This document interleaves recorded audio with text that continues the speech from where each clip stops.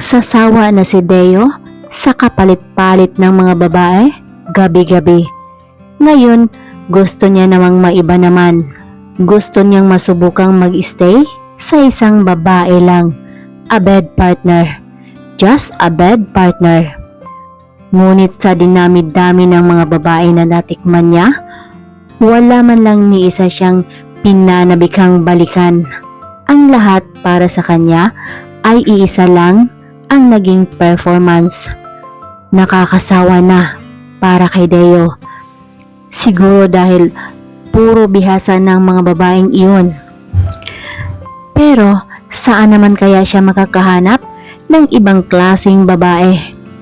Isang palaisipan para kay Deo na para bang napakahirap resolbahin. Naputol ang malalim na pag-iisip niya nang kumatok si Aryan, ang kanyang sekretarya. Pumasok ito sa loob just to remind him na meron siyang appointment kay Mr. Chan mamayang 2:00 ng hapon. Si Mr. Chan ay isang negosyanteng enchik na patay kay Aryan. Kaya nga ayaw na niyang isama si Aryan sa tuwing may meeting sila ng matandang si Chan. Kahit babaero si Deo, pero napaka-protective niya na boss pagdating kay Aryan. Subalit, kay Aryan lang niya ginagawa iyon. Sa iba niyang mga empleyado, wala na siyang pakialam. Isa pang nakakapagpainit ng ulo niya ay ang pinsan niyang si Noah. Matyaga pa rin ang loko kahit ilang beses na itong binasted ni Aryan.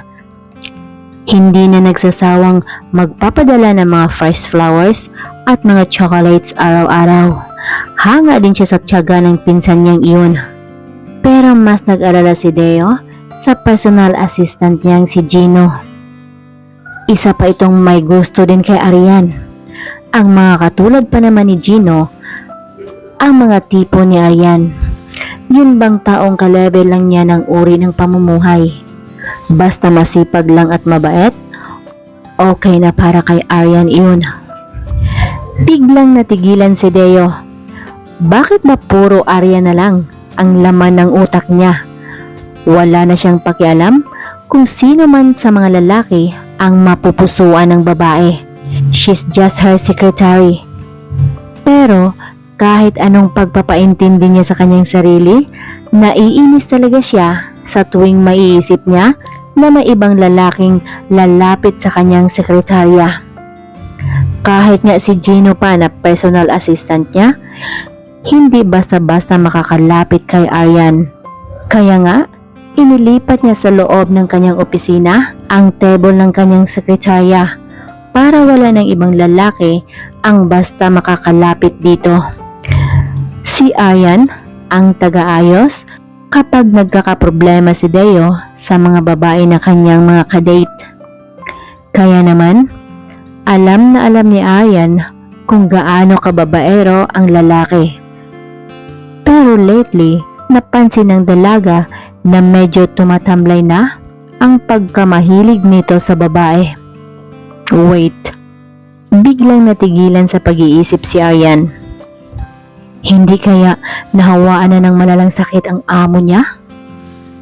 Ayan na nga bang sinasabi niya. Sumusobra na kasi ang pagkababaero. Kinikilabutan niyang sambit sa sarili. Nang biglang, ay, kabayong bakla.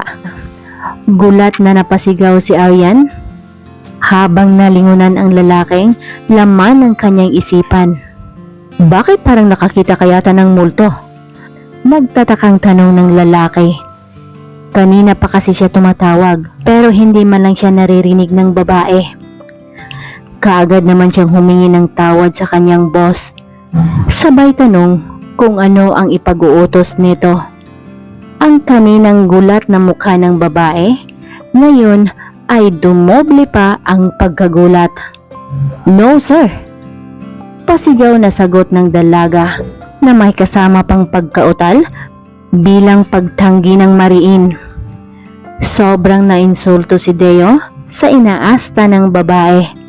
Pakiramdam niya, pinandidirihan siya ng dalaga. Babayaran kita kahit magkano. 5 million? 10 million? Just name it. Seryosong salita nito.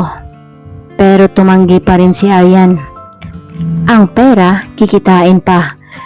Pero ang dangal, hinding-hindi na maibabalik pa. At saka, naka-reserve na ang iniingatan niyang puri para sa lalaking mahal niya at mahal siya. Sa madaling salita, nakalaan lang para sa lalaking mapapangasawa niya ang kanyang pagkababae. Paliwanag niya sa kanyang boss na sana'y maintindihan siya nito. At naway, huwag siyang tanggalin sa trabaho. Nakaramdam ng pagkainis si Deo. Si Aryan lang ang nag-isang babaeng tahasang tumanggi sa kanya. Ang iba pa nga, nagmamakaawa, matikman lang siya. Pero itong si Aryan, tumanggi pa. Milyon na nga ang ino-offer niya. Mabigat ang loob niyang nilisan ang opisina. Kung ayaw niya, o di sa iba. Marami naman diyang nagkandara pa sa kanya nang hindi na kailangang bayaran pa. Mas maganda na at mas sexy pa kaysa kanya. Naiiritang wika niya sa sarili habang patuloy sa paglalakad palabas ng building. Napapailing na lang si Aryan habang sinusundan ng tingin ang boss na lumabas ng opisina. Ni hindi man lang siya tinapuna ng tingin bago ito umalis. Nakakapanibago. Dahil noon, lagi naman silang sabay kong lumabas ng opisina. Minsan pa nga, hinahatid siya neto sa kanyang bahay. Kung sa bagay, mas okay na ngayong galit ito sa kanya.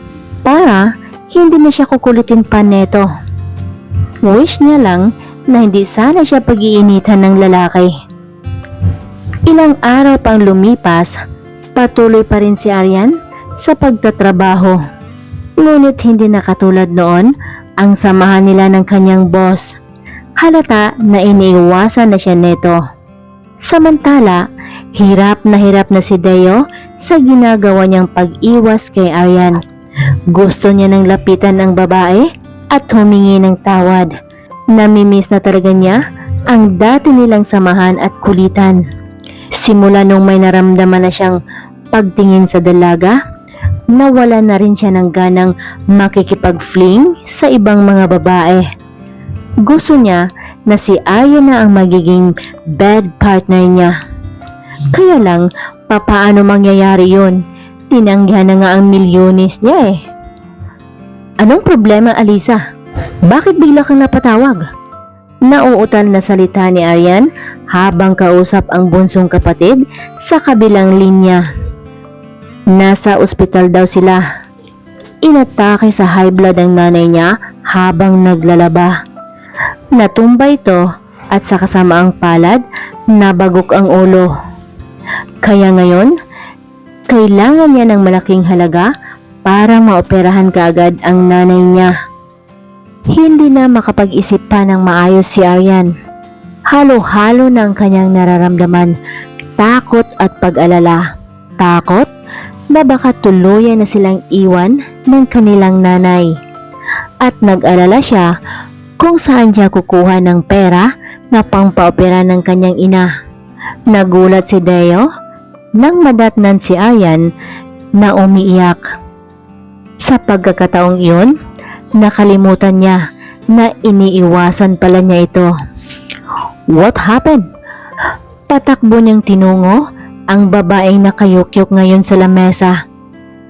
Laking pasasalamat niya at natapat noon na wala ang pinsan niyang si Noah. Ang masugid na manliligaw ng dalaga na hanggang ngayon wala pa rin kasawa-sawa. At least ngayon, solo niyang makuha ang atensyon ng babae. Ngayon, kusang inalok na ni Aryan ang sarili kay Deo para bilhin ang iniingatan niyang puri. Kung kaya, kayang-kaya niyang ipagpalit ang kanyang iniingatang pagkababae para lang sa kaligtasan ng kanyang nanay. Lihim na nagbunyi ang kalooban ni Deo. Sobrang saya niya at pumabor sa kanyang pagkakataon. Pero may parting naawa din siya sa dalaga dahil sinasamantala niya ang pagkakataong nahihirapan ito. Kagad na naoperahan ang nanay ni Aryan. Salamat pa rin sa pera ng boss niyang si Deo at nakaligtas sa tiyak na kapahamakan si Aling Cecil. Hindi pinagsisihan ni Aryan na pinagbili niya ang kanyang sarili. Kung ang kapalit naman ay buhay ng kanyang nanay, hindi siya mangingiming ulitin kung sakaling mangyayari ito uli. Tama nga ang nararamdaman ni Deo. Si Aryan ang perfect match niya sa kama. Hindi nakakasawa, bagos nakakaadik pa. Naiiba si Aryan sa lahat ng mga babaeng dumaan sa mga kamay ni Deo. Kay Aryan lang yan natagpuan ang satisfaction na kanyang hinahanap. At isa pa, he was her first. Kaya naman, tinitiyak niyang magiging sa kanya lang si Aryan hanggat gusto niya. Bumalik sa dati ang pakikitungo ni Deo sa dalaga. At mas hinihigitan pa niya ngayon. Todo asikaso siya sa dalaga, pati na ang buong pamilya ni Aryan. Bagay na kinukontra ni Aryan. Ayaw niyang masasanay sa pag-aalaga ni Deo dahil baka hindi niya makakayanan kapag dumating ang panahon na magsasawa na ang lalaki sa kanya. Pahayag ni Aryan sa lalaki. Malalim ang iniisip ni Deo. Kailangan niyang gumawa ng paraan para hindi siya iwan ni Aryan.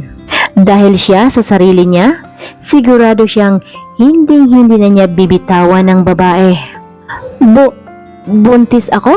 Hindi makapaniwalang bulalas ng dalaga. Paano nangyari? Malinaw ang naging usapan nila ni Deo noon.